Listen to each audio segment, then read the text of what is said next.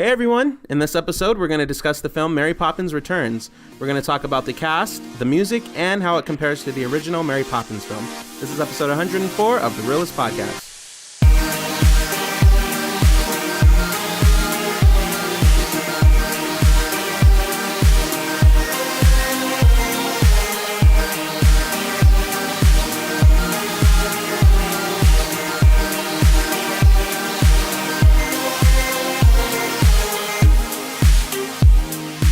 Hello listeners, and welcome. My name is Donnie. My name is Oscar. And we have our producer Ruben here. Hi. Hi, Ruben says, as always. You know what, Ruben, say something different. Say like, aloha. You know what? We should challenge him to say a movie catchphrase each week. Like as a hello? Like, yeah. It's just something that you hear in a movie, something that you think of a movie, like, I'll never let go, Rose, or something. I don't know. Okay. It's like an iconic like movie quote. Right. All right, you got that, Ruben? We're going to start that. That's going to be the new thing for 2019. That's your new task as producer of the Reel-ists podcast. Thank you guys so much for tuning in. Just a quick reminder, we are on social media, Instagram, Facebook, Twitter. Team Reel-ists, Team REELISTS, no dash. You can also communicate with us on iTunes and YouTube. And we thank you for listening to us. Yes, absolutely. This is going to be a fun episode because we saw a really fun movie this week. Well, we've seen quite a few movies this week, but yeah. This was... and we got another intense week coming up. Yeah, we had like a week-long marathon, and we're going to have another week-long marathon. Oh, gosh. Gotta grind it out for the rest of 2018. And, I mean, I think it would have been... It's not that we had to see 5 movies that was the issue. I think it was just we had to add it to our schedule. So it wasn't like, we were at home for most of the day and then we go see a movie. It was... We had busy schedules with the holidays and everything, so... And then they came out with so many freaking movies, like in the last 2 weeks of December, the year. Yeah. Like there's like, 12 movies that came out? Right. The first 2 weeks we had to kind of like think of like, oh, what can we do? We're like, oh, there's not much coming out. And then it's like, once we got to like the 20th, it's like movie. Yep. It's just intense. And there's still some on Netflix and yeah. There is, huh? I know there really is, man. And then you can't forget about television. Like we're behind on some shows right now. Man, we got some catching up to do. But We're gonna get there. There's the reason why we're not doing the Reel-ists TV show podcast. I know. Why we're sticking to movies for now. Who knows? Anything can happen with this podcast. All right, well, let's just jump right into Mary Poppins Returns. Oscar, what did you think? I enjoyed the movie. I think the way I describe it is it's a very nice reminder of what Mary Poppins did as a movie. It's really a step behind the original Mary Poppins, just because, and it's probably the biggest thing I have with this movie, is that it felt more of a remake than a sequel, at least an appropriate sequel. Like, it didn't feel like it was respecting the original while being its own thing. It was more of, let's do what the original did that worked so we can go off of that and make sure this one works. And I just felt like with the time that's passed, the audience has, changed as well. And so what we expect may not be what worked in the original Mary Poppins. And that was many years ago. So it's still enjoyable. If you liked the Mary Poppins movie, you most likely will enjoy this one. I would assume you won't probably say it's better, but you at the very least will still enjoy it. I think Emily Blunt was amazing as Mary Poppins, to the point that when you're watching her, you actually forget, that it's Emily Blunt for just a second, and you actually like, oh, that's Mary Poppins. Like, you associate the character with her, and that's a good thing for actors and actresses to really be able to become the role where you associate them with them, rather than just being like, oh no, that's this person playing that character. So it was great. And the kids were able to carry this film, which was a surprise. I didn't think the kids were going to be able to. I thought it was just going to be a lot of just like the Nutcracker and the Four Realms, where it was missing the mark, and you were just like, okay, I'm not following. But no, the kids made this entertaining. Mary Poppins was, dissing Nutcracker. I mean, it's all appropriate. It's another Disney movie. The Mary Poppins was being Mary Poppins herself, and then she had her sidekick, Lin-Manuel Miranda. Okay, we'll get to the cast in a moment. I just said quick thoughts here. Jeez. Okay, no, for sure. I really liked it. I thought it was great. I cannot say how it compares to the original. I did not see it. Disclaimer. I feel really kind of fraudulent even talking about this film because I didn't see the original, and I know so many people are like, our numbers just are dropping right now. I know people are checking out right now. I'm sorry, I will see it, but like, forgive me. There's a million other films we got to watch, so it's on my list. I know I have to see it. I know nothing compares to the original. But we're talking about this one. But it becomes a fresh perspective in this review. Yeah, exactly. I went in. There was another movie we did that with, or like that we watched, and it was the same deal. I didn't watch the original. What was it? Just recently, right? Yeah, wasn't it? I felt like it was just recent. Well, you didn't see the original. Yeah. Okay. Well, we'll figure it out. But yeah, because I remember you said the same thing. I think you're like, or one of us said it, like coming in with a fresh perspective, new set of eyes, no expectations or something like that. But I thought it was really well. Obviously, I think Emily Blunt was great. Oh, was it Ralph Breaks the Internet? Was it? No, we seen that one. Oh, you recently did see that one. There was another one. We'll figure it out. Go ahead, continue. I thought it was great. I thought the cast was great. The characters, loved them. The music was really good. There wasn't any original music there wasn't any music from the original film in this one that I knew. And at first I was a little disappointed, but then I wasn't, because I liked the music too, but we'll talk about that in a little bit. But overall, I really, really enjoyed it. So Google says, now an adult with 3 children, bank teller Michael Banks learns that his house will be repossessed in 5 days unless he can pay back a loan. His only hope is to find a missing certificate that shows proof of valuable shares that his father left him years earlier. Just as all seems lost, Michael and his sister receive the surprise of a lifetime when Mary Poppins, the beloved nanny from their childhood, arrives to save the day and take the Banks family on a magical, fun-filled adventure.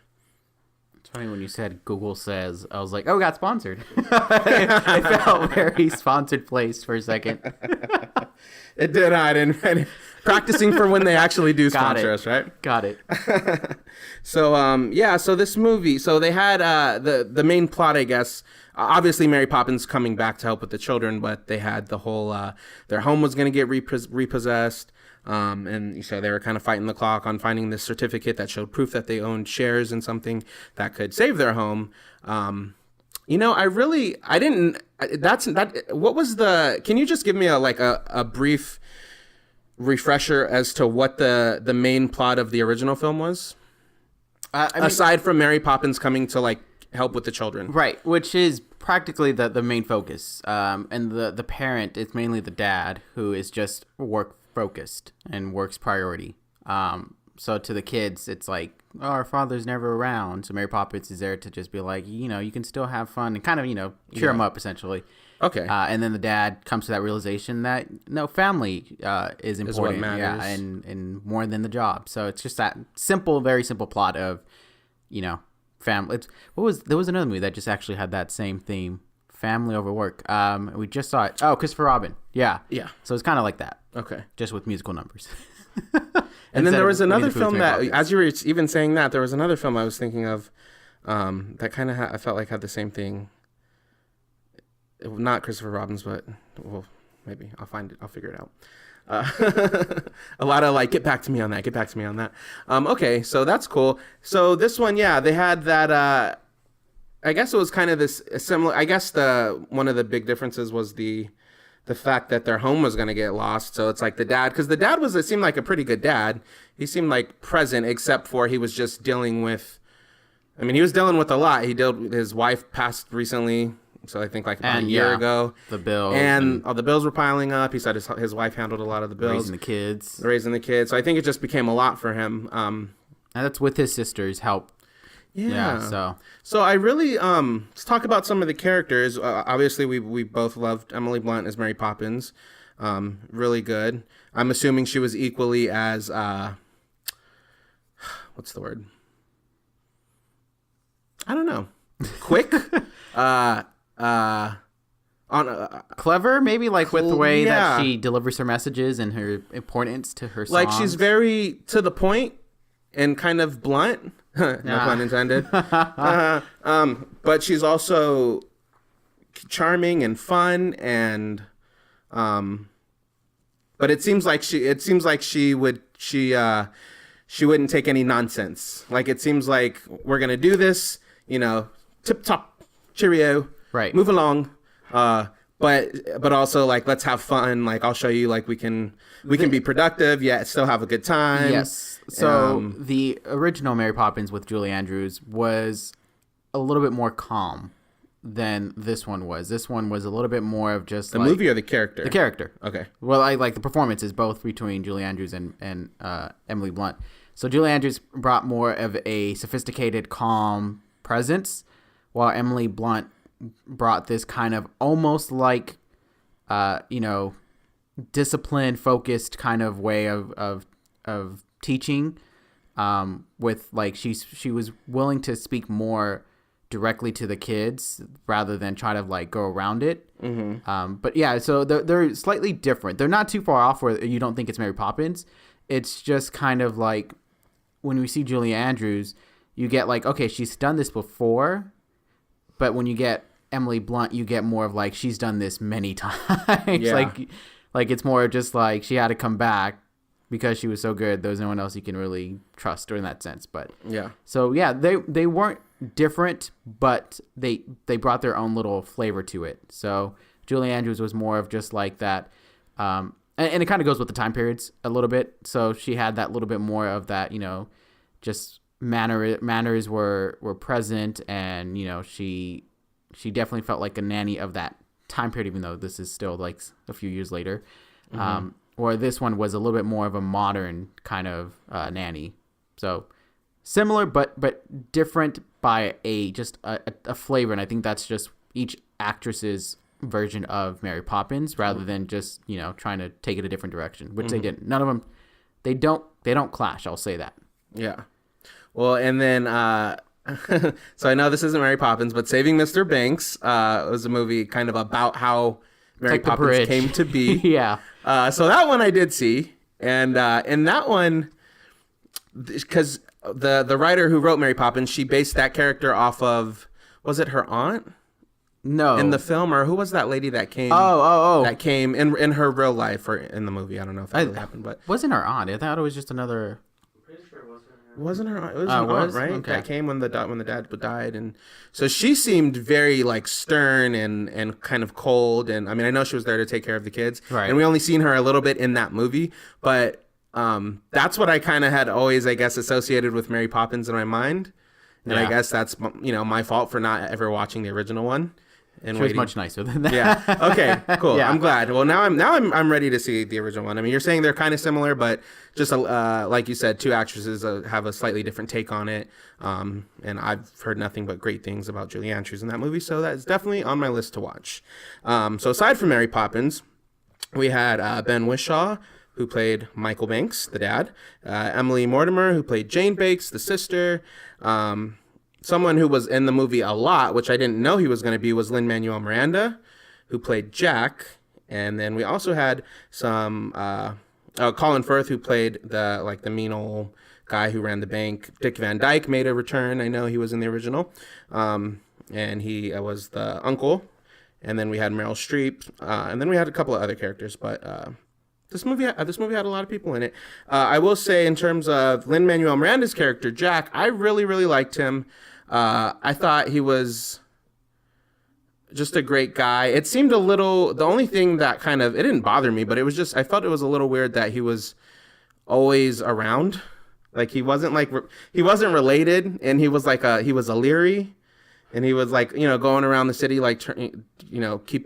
tidying up the lamps or turning them on and off, the street lamps. But there was a scene even when Mary Poppins opened the windows and he's right there. And it seemed just a little, I don't know, a little weird to me. That's the thing that worked for the first film that I don't think worked for this one. And I understand. So his story is that he was one of the chimney sweepers during the original Mary Poppins. Mm-hmm. And so he already knew about this wonderful person, I guess, this magical. Right, because in the movie, right, Jack knew who Mary Poppins was. And I understand it. And I'm like, okay, that's fine. But I'm just like, unless you had been hanging out with Mary Poppins like continuously, like wherever she goes, you go, then I can understand. But if you just saw her when you were younger, and like all of a sudden you jump to you're an adult now and you remember like to that extreme, I don't know, because he just sang along with the songs. He knew where she was like on like teaching points, and and he was like, I know where you're at, I'll follow you. And it was just like, I don't believe that. Whereas the first one, you know, because you're introduced to these characters together, there's a little sense of like they might know each other despite them kind of not seeming like they do know each other. In this one, it was just like, clearly we didn't see him because he was younger with Mary Poppins, so now we have to believe that, you know, all of a sudden he does know. It just didn't work the same way the original worked. So that was my issue with that.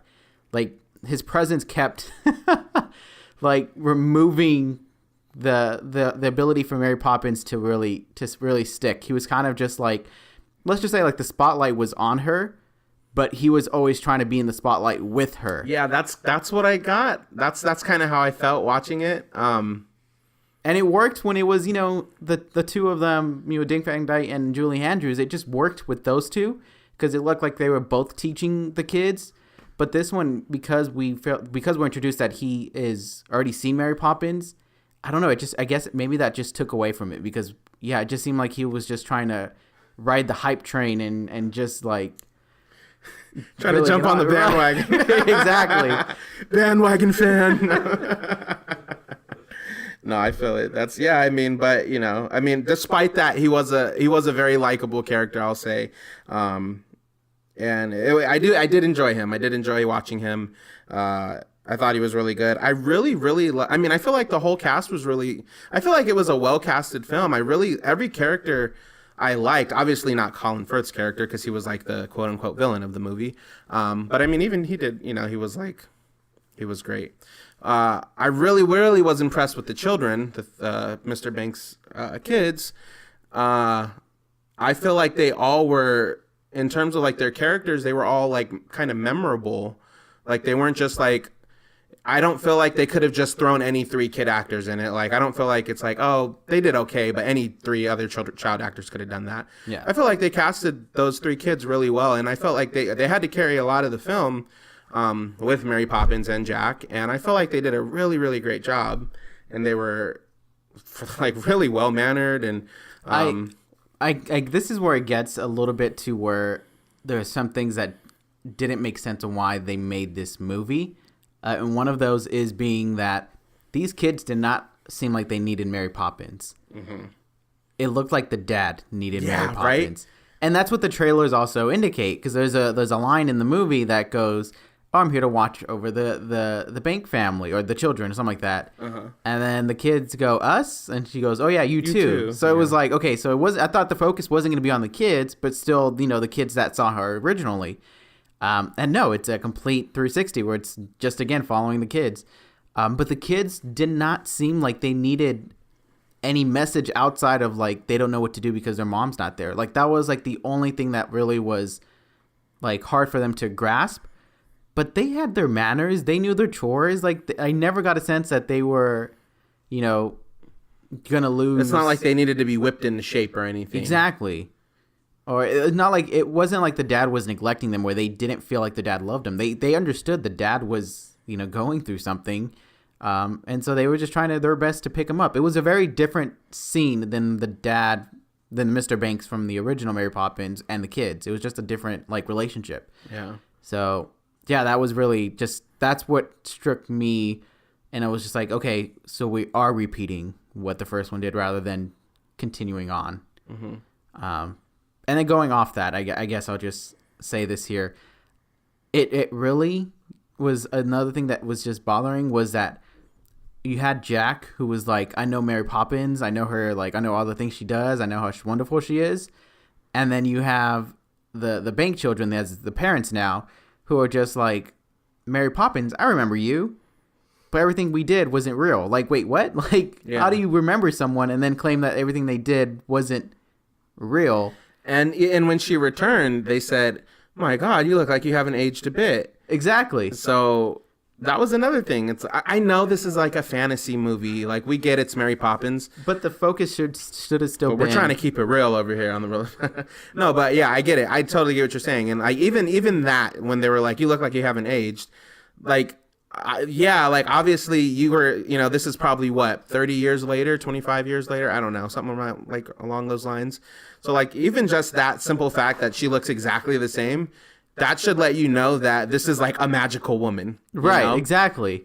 But if your children are coming to you saying, oh, we fell into the bathtub and then we went, into this other land and we blah, blah, blah, blah, blah, blah, that would kind of like solidify, okay, yeah, maybe when we were a kid, all the things that we thought weren't real, those really might have happened, because our children are now saying the same thing is happening to them with this woman who hasn't aged and who just mysteriously came back to, kind of help the family. Exactly. And then guess tip you off. Guess how the movie ends. Sorry, Ruben, I know you wanted to see it. The movie ends with the dad realizing that everything they did as kids was real and that Mary Poppins was actually teaching them stuff. Not the kids. It wasn't the kids that learned this big, message. It was the exact same way as the first one, where the dad realizes family is important. Mm-hmm. And so that's where the big number of let's go fly a kite comes into play. And this one is the dad realizes that the Mary Poppins and her teachings and her imaginations are all meaningful, and they have a big thing and a big message that can carry with you in your life. And then it comes with this big number again of what's it called? Under the London Sky? No. That the one before that, where they go up. The name went blank. Oh, well, isn't that the... It's the last one. It's the last big one, yeah. With the balloon, with Angela Lansbury, who handed them the balloons and they're floating up. Yes, let me just quickly get that number here. Nowhere to Go But Up. That's what the song's called. So it ends in the same beat of just like, this movie should have been focused on the dad again, more than the first one did. The first one was kind of in the same way, where it was just the kids, and then the dad realizes it. Mm-hmm. But this one should have been more of like, let's get the dad on page, and then the kids just tag along for the adventures. That would have been fine, because he was just like, oh, I remember Mary Poppins. She was a great nanny, but everything we did wasn't real. I don't know what I was experiencing with her, but yet you trust her to go teach your kids. It didn't feel like it was connecting. It just felt like they were trying to be like hitting the same beats of the original, and that's why it just doesn't really stick, because they're just kind of like, they're just trying to go with what worked for the first film. Right. And what another thing that kind of, it didn't throw me off, but I knew that he was... All right, get your words together, Donnie. You can do it. I knew that he was looked after by Mary Poppins. Him and his sister, they were looked after by Mary Poppins as children. Correct. And then they grew up. Mary Poppins returned. And then it was kind of like she was kind of, working for the family again. Not really working, but like she was there for them and with the children. Mm-hmm. There's a scene in there where they were in the bank and they hear Colin Firth's character talking about how he's going to try to take the home, and basically kind of gets the dad in trouble, not in trouble, but makes a scene at the bank. Right. So he like kind of scolds them and says, "Go home now," and he kind of scolds Mary Poppins. Mm-hmm. Which is what the dad does in the first one. And I was like, that really kind of shocked me, because I'm like, this woman looked after you when you were a kid, and now you're talking to her and you're scolding her. Like, have a little respect, especially for someone like, she's like basically volunteering to take care of your kids. But, he kind of was like, and then when they went home that night, and he had even said to her again, he was like, and you were supposed to be watching them or something like that. And he like did it again. And I was like, what? I was like, how dare you talk to her like that? Yeah. Like, show some respect, sir. And that's the confusing part is... So it felt like... You trusted her from the beginning, because you were just like, oh, I remember you. You did so well with me and my sister. Right. I don't know what we did, but we did so well. And then all of a sudden, you're just going to be like, your behavior or things you should not... It just was like, you were okay with it because deep down, you knew she has great teaching skills or has something that you're okay with. Yeah. So it's kind of just like, why all of a sudden? And I can understand the heat of the moment situations. Right. That's fine. Mm-hmm. but it was completely kind of being like, oh, this character has progressed. Oh, the movie started? Okay, this character actually did not progress. Take it back, take it back, take it back. Okay, now he's progressing again. Yay. So yeah. It was just unfortunate that they sacrificed his character and all of his teachings and learnings that he's had, because it looks like he applied some of those teachings that he had as a kid to his own kids. Like his kids were not in a bad state where they needed Mary Poppins, and that's the odd part. He needed Mary Poppins, but Mary Poppins was too focused on the kids. Mm-hmm. Very, very sad. Yeah, I mean, it is what it is. I think I don't even know what to say to that, Oscar. But the music. Well, no, so we are going to talk about the music. Actually, let's just cut into the music. Because Mary Poppins had a lot of good teaching moments with music. Yes. Which is the same as the first one. No surprise there. What songs would you say were most memorable from this film? There was no original music, right? Although somebody was telling me that the scene where Angela Lansbury was giving the balloons away, so they said that was the music in the background before that song was kind of starting to sound like a song that was in the original. I mean, would it be surprised if it was "Let's Go Fly"? Wasn't, but it wasn't that. It broke into a new song, but it was kind of humming like an original song from the first one. Which I would assume it's that song, because that's the ending song. So okay, but anyways, this was original music. What was memorable? The only one that stood to mind that I intentionally wanted to go back and listen to, well, there was two, I guess. A Cover Is Not a Book and Triple Little Light Fantastic. Mm-hmm. Now, the only reason why I wanted to listen to Triple Little Light Fantastic again was because I wasn't really sure what he was saying at the time. It was what? What is he saying? Triple what? Triple Little Light. That's what I was. All I heard was trip, and then I heard with me. Exactly. It just it would be sung so fast that I was just trying to hear, and I was just like, what is he? I thought there was something with another word in there. I thought so I went back to listen to it just to understand exactly what he was saying with the lyrics. But A Cover Is Not a Book. I just really like that one, except the rap, which I liked. I like the story the rap has. You didn't need to do it in a rap form. But that was just him. Because it was let him live his life. No, I'm just kidding. I get it. No, I get what you're saying. I would have been honestly. I was expecting there to be a rap somewhere in there, just because I knew he was in it. So I knew I was like, somewhere they're gonna sneak it in, they're gonna weave it in, even if it's very subliminal. But that's just kind of his style. So I was like, I'm sure they'll, Disney wanting to open it up to a broader audience and include. I don't think that was gonna open. I understood what. Look, we can do Mary Poppins, but we can also rap and make it cool. And I will leave it as, if it was part of the original song before casting him, then all right, fair. That's fair.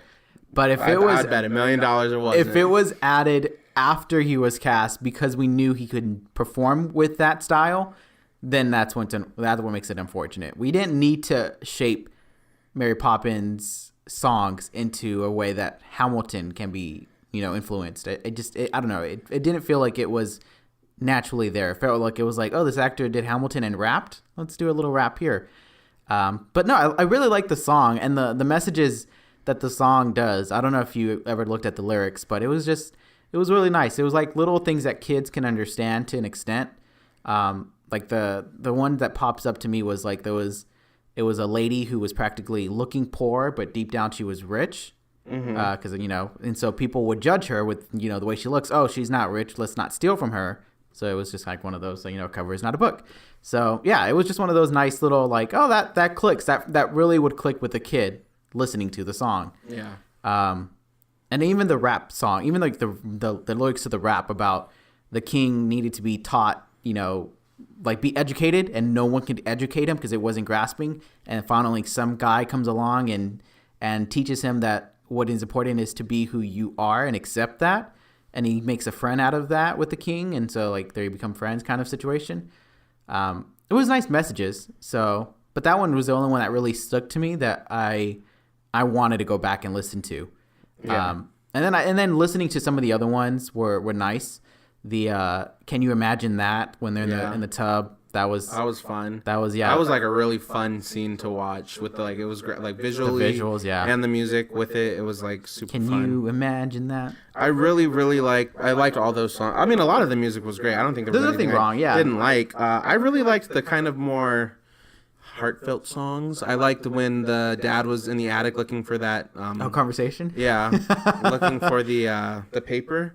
That like really freaking got me. Kind of talking to his wife, and I was like, it really tugged at my heartstrings. I think that maybe that's what I guess I just said that twice. I don't know why, but I think that's what the movie should have had more of. Improved was the slower songs, because the first one focused on those upbeat, it rhymes, it works, it clicks, Mm-hmm. And I feel like to stand different would have been nice to focus on that because it was still doing well. It wasn't like the slow songs were just like snooze. Like you really were enjoying them. And yeah, maybe you could have had one or two like upbeat ones. They would have worked, but yeah, they had very minimal slow songs. Mm-hmm. And A Conversation was really a nice one. Yeah, I really liked that one. And I really liked The Place Where Lost Things Go. Exactly. When they were talking about like that was another one that just like really, really like reached into my gut. Yes. And they were talking, it's about, they're this family, they're still trying to like grieve and mourn the loss of a wife and a mother. So it's like, and it's still so fresh. So the fact that Mary Poppins is trying, kind of helping them. That's what it would have, it would have just been more, it would have been able to stand out better if it did go with these different approaches to it. But yeah, no, like I agree. I 100% agree. That was another great song it was slow, but it wasn't like, kids was still going to listen to it. Yeah. And the thing is, it's tough because I understand you want the songs that people are going to sing walking out and, wanting to buy the song on iTunes and, all that, like, typical marketing stuff. I understand that completely. But because it's a movie that you already did that with, you had to make it a little bit different. And that would have been fine if, like, to me, A Cover's Book would have been fine to keep. Because that would have worked. And even the last song, the Nowhere to Go But Up, although I don't feel like it should have been placed at the end, those would have worked because those were a little bit, more positive upbeats. But Triple of Light Fantastic was too very similar to the original Mary Poppins songs. Well, I mean, I guess they didn't want to stray too far away from the original too. I mean, it was such a hit, so they got to like keep some of that same formula within the new one. Tweak it a little bit, but keep some, a lot of the structure kind of similar. So it makes sense, but I thought the music was really great. I could totally see myself downloading the soundtrack. I also really, really liked one last one to throw out there, Under the Lovely London Sky. I know you weren't too much of a fan of that one. Not at all. That was the one slow that didn't work. I loved it. And I mean, obviously they thought it was good enough to put it at the beginning and the end of the film. So I don't like the placement of it. I just don't like that it opens up with him singing the song with Jack. There we go. He already setting it off with singing a song, trying to be Mary Poppins. Yeah, I was kind of like, whoa. Like Jack's opening us up, like, and then it closed with him getting back on the bike and continuing exactly as he was in the beginning of the movie, which was kind of, I think what I understood it as was kind of like a book format, like, and the adventure continues kind of sort of thing. Mm-hmm. But I was just like, Jack, no, stop trying to be Mary Poppins. This isn't your movie. This isn't Jack Returns. It's Mary Poppins Returns. I gotcha. I still really like it, but I get what you're saying. It seemed like, he's trying to take the shine. But, maybe Ruben, when you do see this, you can let us know what you think about it. It sounds like Oscar doesn't like it. No, I'm just kidding. No, I do like the movie for its own. It's just, this is why I'm saying it can't pass the first one, and it's a step behind. Yeah. It's a great movie to watch, and you probably will enjoy it for the pros that you probably like Mary Poppins for. Yeah. But it just, you won't be able to say that this movie, at least for what I can assume, from just the enjoyment and love that people have for Mary Poppins, that people can go in, see this, and say this one was a step better because it was just repeating the steps. Right. Okay, fair enough. With all that said, Oh, well, before that part, what was your favorite part of the film? Favorite scene, favorite song, favorite anything? What'd you walk away with? I'm trying to think of my favorite. We can even talk about Turning Turtles with Meryl Streep. But oh my God, no, Topsy-Turvy? Turning Turtles. Turning Turtles. Yes. Was that the name of it, Turning Turtles? Yes, that was the name of the song. I liked that. I thought Meryl Streep, she was only in the movie for like 5 minutes. That scene, for that scene, but she was great. She had this like Romanian gypsy kind of accent feel of this character. And it was Mary Poppins' cousin, who I'm like, wow, she has a cousin? I'm like, so then is by could it blood? Exploit that, right. Yeah, could it like, exploit that adventure? You know, is the rest of your family magical too, like you are? Exactly, see? That would have been fun to kind of dive into a little more. The things that they could have done. They just gave us a little nugget. Exactly. I wanted the whole chicken. Sorry, I had to throw a food analogy in there. There it goes. That was waiting for that one. Favorite scene? That was not my favorite scene. I just remembered that was like a portion in the middle of the movie. That was fun just to watch too, because the whole thing was the whole gist of that scene was like every second Wednesday of the month, I think, was it? That her world goes upside down and in is out and left is right and up and down, up is down, something like that. And she hated it, and it kind of like made her, like sick, and she like dreaded it. But then they come along and they kind of change her perspective, and she goes, "Oh my God, now this is my favorite day, and now I love it." So that was. That was like one of my favorite scenes. I won't say my favorite one because I almost skipped it, but that was a really fun one to watch. I'm trying to think of my favorite. I feel like the scene has to go with the musical number because there was a lot of nice moments in between. Like I really did like when the dad accepted, their faith of not being able to have the house and being able to still be a family, and the kids kind of taught him that, it's okay, and they understand that the mom's gone, but she's not gone. She's just where the lost things go. Like all those kind of, like where the wild things are. It felt like that. That's essentially what kind of it comes down to. So I did like those touching moments. Mm-hmm. But I think in terms of overall the numbers that I enjoyed, I will say can you imagine that? Because that one really sparked exactly the fun that this movie is going to be. And it was really well done. It was really well done because the kids were just in that typical, this doesn't make sense. I don't want a bath. And then all of a sudden they love it. And that's when they fell in love with Mary Poppins and they believe in her, and everything, from there was, on a good note with them, and their relationship kind of turned that twist there. Yeah. But then I also liked when, they were going to bed and they were just like, our mom's gone, and she was like, I got you. Yeah, I got Mom's you. Gone? I got a song for that. Exactly. Don't like baths? I got a song for that. Exactly. No, yeah, I'll probably say my favorite one. It wasn't like the most exciting part, but when they did when she sang "The Place Where Lost Things Go," I felt like that was just a beautiful message, and to any child, I guess, who has ever lost anyone at such a young age, I think it's just a beautiful song, and just kind of reassures you that they're just. To say the lyrics, go ahead. No, I can't. Okay, all right, no, but I just thought it was a beautiful point in the story, and yeah. I mean, I will say that the part where they do trim. Let's see, I want to say trimming. I'm turning. What is it? I forgot the song already. The turning a light. What was it? The fantastic. What's that? I just trip a little light. There fantastic? You go. I don't know why I was thinking it was turning. With me. That number is very similar to Step in Time, where they have that big choreographed number. Yeah. That was really well done. Nice it was too. That one was a nice tribute. So if that would have been the only thing that they would have kept in line with the original, then that would have been a nice tribute. But it was overly done, but it was still nice. I really liked the detail and respecting the original to that moment. Mm-hmm. But it was very similar to Step in Time, so it wasn't anything new. Okay, got it. Okay, final real score. See, I know I said all this. So just ignore everything that Oscar said, because now he's going to give it a hella high real score. No, it's not even. It's a 3.5. Because it really wasn't a bad movie. Are you sure? It just wasn't. You sure about that? It just wasn't trying to be different than the original. That's really the thing that I can't move forward with right now is that it tried to be very much like the original, just with modern, animation, modern. And then they had actors. that whole animated scene too that was in there, which I know that I did know they had on the original. Yeah, super fragilexpialidocious. Yeah, that kind of absolutely.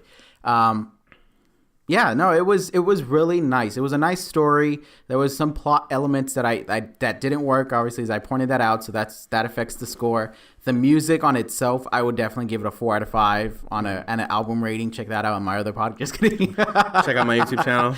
Check out my music podcast. Dang. But no, the soundtrack was really nice. Despite being a similar beat to the original songs, they were still good and catchy in its own way when you listen to it and you look back, and it works exactly the way the first Mary Poppins did, where you start randomly singing, Let's Go Fly a Kite, in the same way that you'll start randomly singing, A Cover Is Not a Book. Mm-hmm. So, yeah, I really did like that. I think Emily Blunt was fantastic as Mary Poppins. I believed she was Mary Poppins. Mm-hmm. And Jack could have been not in this movie, and it would have had the very same impact. So there was things that just didn't work for me. And you also didn't like the fact that they tried to kind of spark a little romance between Jack and the sister. And yes, I didn't even talk about that. Yeah, because they didn't develop the sister. She was just there like, I was in the first one, guys. I'm older. And then she was just there just as a supporting character, and to be motherly but a very minor supporting character. And that's the part that just really, like, we were just like, we know you're there. We know you're present. We understand you have a big role in this family, but you did nothing aside from looking for the certificate with Jack. And that's the exact same, not Jack, I'm sorry, with the dad. Mm-hmm. Which is what the dad, and like, that was their arc, was finding that certificate. That was the entire arc for the parents. Or not the parents, they're not the parents. The dad and the sister was finding the certificate. So, and then she was also, I think she did like charity work or something like that. She was a union. Right. She would say that, yeah. And she would like come and go, and you would have a feeling like she was being busy. But Jack loved her. Yeah, he did. He was feeling her. I don't know how, because we barely saw her. But but yeah, so no, it's a 3.5. It's still, as a movie that you would go see, it hits those right notes that the original did. So it still managed to do what I think it wanted to do, which was remind you of how great the original is. Mm-hmm. All right. Fair enough, Oscar. Thank you for your candor. I'm going to be a little more generous here. I'm going to give it a 4 out of 5. I really, really liked it. So, see, now I don't have the lens as you do of watching this film and comparing it to the original and what they did or didn't do like the first one. I'm just basing this off of this is a standalone film. I liked all the characters. Emily Blunt was great. The children were great. Even Lin-Manuel Miranda was good. He had a lot more screen time and involvement in the plot than I thought he would have. But it didn't bother me so much. I thought he was just, he was there, and I was like, okay, cool. We're rolling with this. He's no Bert. And it was just fun, and I think if you know that it's Mary Poppins, you're gonna go on like an adventure in all these like, fantasy like dream-like scenes and sequences, then you can just sit back and appreciate it. There was these two guys sitting next to us that as soon as they did the bathtub number, they got up and left. Yes. Like they dipped. They were like, I don't know what the hell this is. You're right. We don't know if that was the case, but it looks like that's what it seemed like. Because that was the first kind of like fantasy like number where it got really animated and dreamlike, and they just got up and left. So I don't know if that was their cup of tea. I don't know what. Yeah. They were just like, oh, this is a time period movie. Like, they have popcorn and everything. Like, this is a time period movie. I think we'll enjoy this. I know. This takes place in, like, the 30s, 40s, but no, they didn't like it. I'm assuming. And it didn't seem like an emergency where they had to run out, like, oh, we got to leave now. It looked like they both looked at each other like, you ready to go? Okay, yeah, let's go. This isn't for us. So, shout out to them for... Shout out to seats 14 and 15 row D. Like, gave us a good laugh even in the theater. We kind of cracked a little joke about that. But yeah, sorry. Back to the real score. The movie was great. Music was great. Loved the characters. And even some characters were pretty minor, but even their short-lived time on screen was enjoyable to watch. Beautiful messages, like really, really good messages for anybody to receive. Child, teenager, adult, older person. Just a great told story, and I just really, really enjoyed it. And and I think it's gonna work with the kids that enjoy that kind of movie and music. Yeah. And I think there's enough stuff from the first one that if you've seen the first one, I'm sure you'll probably still love the first one more. Right. But I think you'll appreciate the nods that they give you in this one. So. All right. That's where we stand. Listeners, let us know what you thought about Mary Poppins Returns. Did you like this one more than the original, or does nothing top the original? Or did you not see the original? Or did you not? Yeah, or are you like me where you didn't see the original? Let us know. Remember, we're on social media, Instagram, Facebook, Twitter, and you can also leave us a comment on YouTube and iTunes. Don't forget to rate us as well if you can. And we thank you so much for listening to this episode. As always, and we will see you next time. Thank you.